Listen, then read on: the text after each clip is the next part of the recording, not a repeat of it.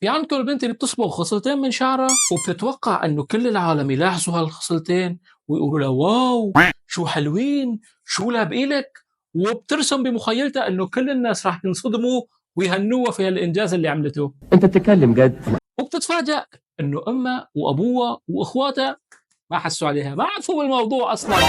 خصلتين هدول يا بنت الحلال، خصلتين ما حدا غيرك شايفهم. وبتدخل بحالة كآبة وبتزعل، وبيروحوا أهلها بيسألوها يا بنتي شبك؟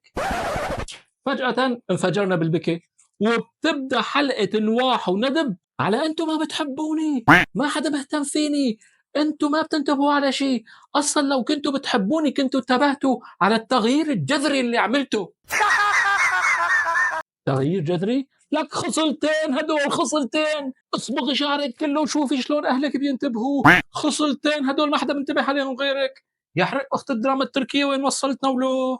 اعمل نفسك ميت، اعمل نفسك ميت.